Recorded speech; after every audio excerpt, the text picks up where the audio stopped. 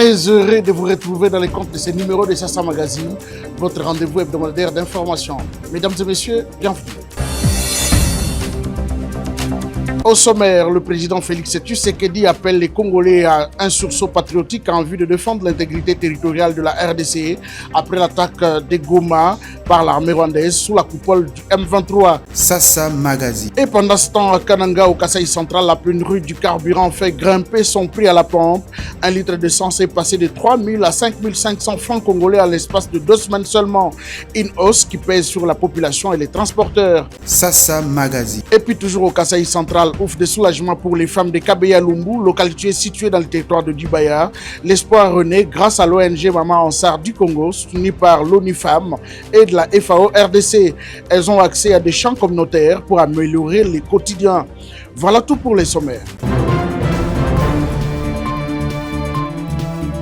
Très attendu par l'opinion tant nationale qu'internationale après l'invasion à ciel ouvert de la ville de Goma par les troupes rwandaises avec l'air supplétif du M23. Le discours du président congolais a été prononcé mercredi. Lors de ce grand oral, Félix Tshisekedi a réaffirmé sa détermination face à l'agression rwandaise.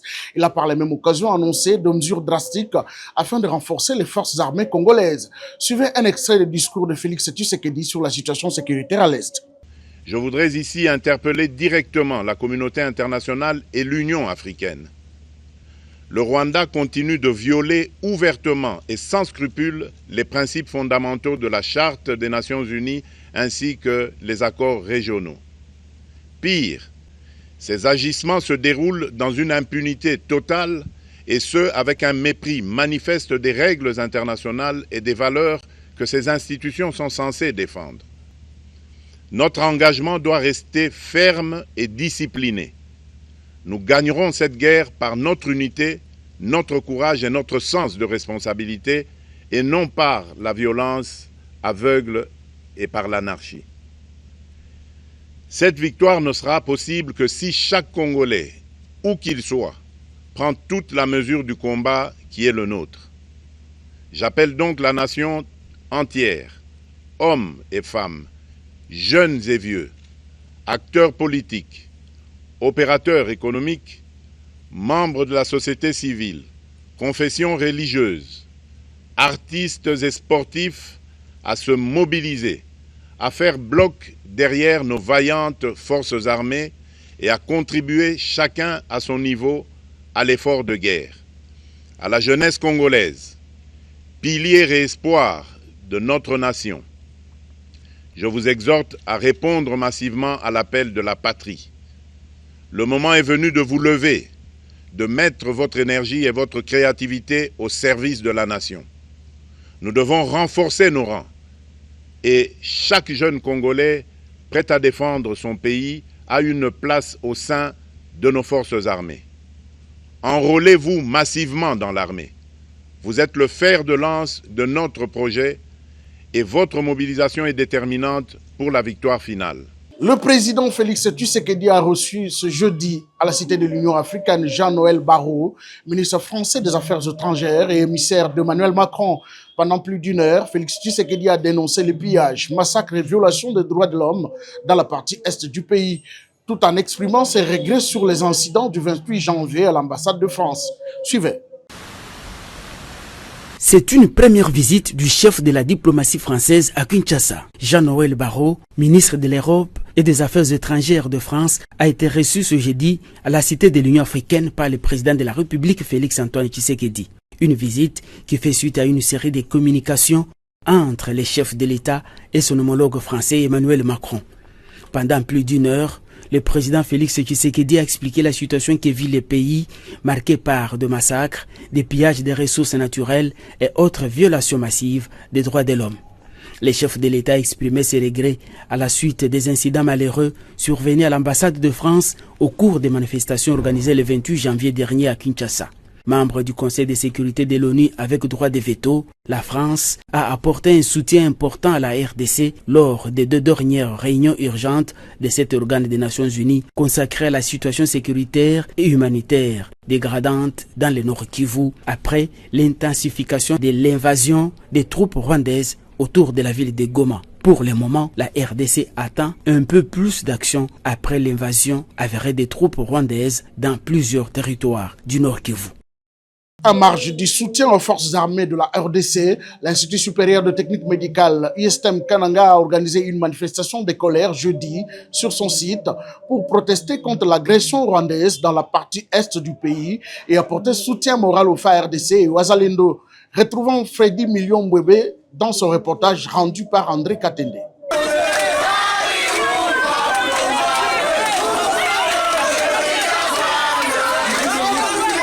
L'Institut supérieur des techniques médicales ISTEM Kananga n'est pas resté silencieux face à la guerre qui ravage l'Est de la République démocratique du Congo.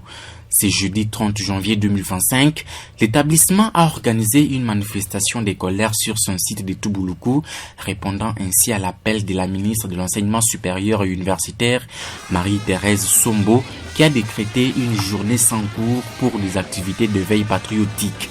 Dès les matins, étudiants, enseignants et membres du comité de gestion se sont rassemblés, tous vêtus de noir, avec des bandeaux sombres sur la tête, un signe de détresse face à l'agression rwandaise. Malgré la pluie battante sur Kananga, ils ont entamé des chants de protestation accompagnés par une fanfare et brandi des calicots dénonçant l'attaque du Rwanda de Paul Kagame contre la RDC. Dans une déclaration solennelle, le directeur général de l'ISTEM Kananga, professeur John Kayembe, a condamné la passivité de la communauté internationale face à une guerre qui dure depuis 3 décennies. Il a aussi réaffirmé le soutien de l'institution au FARDC, aux Wazalendo et aux autorités congolaises, tout en encourageant les jeunes à rejoindre massivement l'armée pour défendre l'intégrité du pays. Condamnons avec la dernière énergie l'attitude de complicité affichée par la communauté internationale qui se limite simplement aux déclarations sans action concrète. 2. Encourageons le président de la République, chef de l'État, Félix Antoine Tshisekedi Tshilombo, à ne céder à aucune pression extérieure, de perdre ne serait-ce qu'un centimètre carré de territoire national. Encourageons les jeunes de s'enrôler massivement dans l'armée pour la défense de notre patrie. 4. Nous engageons à soutenir financièrement nos forces armées et les Wazalendo par des contributions circonstancielles. Loin de se limiter au discours, l'ISTEM Kananga a décidé d'agir concrètement. Une collecte de fonds a été organisée sur place avec la participation du comité de gestion, des enseignants, des agents et des étudiants. Ces contributions seront envoyées directement aux forces engagées sur le terrain pour soutenir l'effort de guerre contre l'envahisseur. Skywood, la solution innovante et durable. Le prix du carburant prend de l'ascenseur à Kananga, chef-lieu de la province du Kasaï central. En seulement quelques jours, un litre d'essence qui se négocie à 3 000 francs congolais se vend actuellement à 5 300, voire 5 500 francs congolais. Une hausse brutale qui impacte foncièrement les consommateurs, notamment les transporteurs en commun, qui sont contraints de revoir le prix de transport à la hausse. Anastasie Mimbolo nous fait le point. La situation devient de plus en plus difficile à Kananga, le chef-lieu du Kasaï central. En 2 semaines, le prix de l'essence a fait un bond spectaculaire, passant de 3 000 francs à 5 500 francs les litres.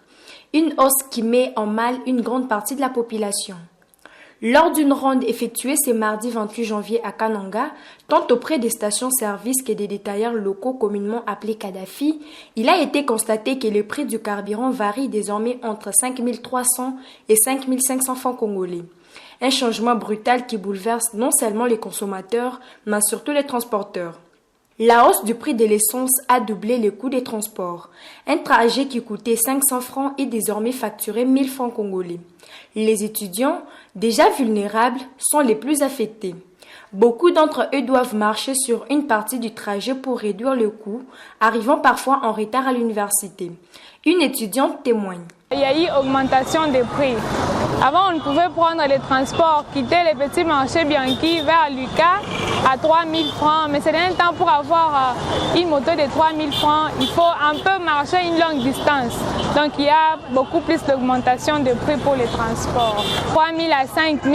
Parfois, si vous êtes à deux, vous pouvez prendre à 5 000, à 6 000, soit disant que le carburant a augmenté de prix. Les conducteurs de moto-taxi sont également dans une situation difficile. Le carburant coûte cher, mais leurs gains ne suffisent pas. À cela s'ajoutent des taxes urbaines exorbitantes, sans oublier l'obligation de verser chaque soir 15 000 francs aux responsables des motos. Face à cette crise, le conducteur lance un appel aux autorités locales. Il demande une intervention pour régulariser la situation. L'origine de cette flambée des prix semble liée à une pénurie de carburant à Kananga, causée par l'impraticabilité de la voie ferrée qui est censée approvisionner la ville. Certains tentent de se ravitailler en traversant la frontière avec l'Angola, mais la route entre Kananga et Kalambambouji est dans un état déplorable. Le Kasaï central regorge d'une grande variété de fruits, mais quelle est réellement leur importance? Une question à laquelle Dr Marlène Delila s'est intéressée de près. Elle nous éclaire sur l'importance des fruits dans l'organisme et encourage tout le monde à en consommer davantage pour leurs bienfaits protecteurs. Suivez-la dans ses propos recueillis par Freddy Million-Bobé. Du coup, si Dieu nous a donné ces fruits, c'est pour les consommer. Mais malheureusement, les gens ne consomment pas. Pourtant, les fruits, c'est un aliment très capital. Le fruit, c'est un aliment très primordial pour la santé. Les fruits rallongent la durée de vie. Ça rallonge l'espérance de vie. Le fruit diminue le nombre de visites à l'hôpital. Pourquoi je l'ai dit? Vous savez qu'il y a 3 groupes d'aliments. Nous avons les aliments constructeurs, nous avons les aliments protecteurs et les aliments énergétiques. Comparativement à la maison, c'est la fondation et les murs. C'est ça qui constitue la maison. La maison qui n'a pas de fondation, qui n'a pas de murs, c'est une maison qui est appelée à s'écrouler. C'est une maison qui n'existe presque pas. Voilà, ça c'est le premier exemple du premier groupe d'aliments, les aliments constructeurs. Il existe les aliments qu'on appelle les aliments protecteurs. Quand on dit protecteur, vous voyez à la protection, qui protège, tels que les légumes et les fruits, comme nous parlons aujourd'hui de fruits. Comparativement à ma jolie petite maison, les aliments protecteurs, c'est comme la toiture d'une maison. Une maison sans toiture, c'est une maison qui est exposée aux intempéries.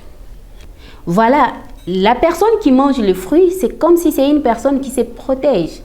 Qui protège contre quoi? Contre les maladies.